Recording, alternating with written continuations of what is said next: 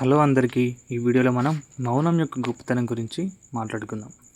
ఒక చిన్న గ్రామంలో రాము అనే తాతయ్య ఉండేవాడు. ఆయన చాలా తెలివైనవాడు. గ్రామంలో ఎవరికైనా సమస్య వస్తే ఆయన దగ్గరికి వచ్చి సలహా తీసుకునేవారు. ఇది ఇలా ఉండగా ఒకరోజు సీత అనే అమ్మాయి తాతయ్య దగ్గరికి వచ్చింది. తాతయ్య, స్కూల్లో నా స్నేహితురాలు నన్ను అందరి ముందు అవమానించింది. నాకు చాలా కోపం వచ్చింది. నేను కూడా ఆమెను తిట్టాలని అనిపించింది.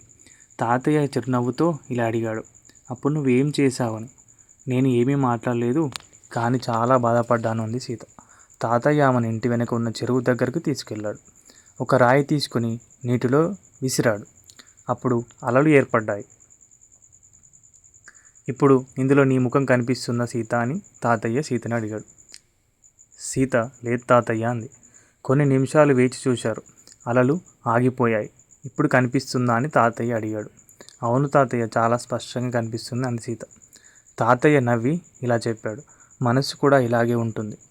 కోపం వచ్చినప్పుడు వెంటనే మాట్లాడితే సమస్యలు ఇంకా పెరుగుతాయి.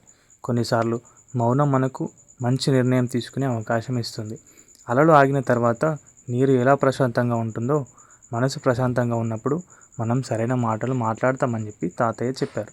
సీతకు తాతయ్య మాటలు అర్థమయ్యాయి. మరుసటి రోజు ఆమె స్నేహితురాలు వచ్చి, నన్ను క్షమించు సీత, నేను తప్పు చేశాను అంది. సీత నవ్వుతూ క్షమించేసింది.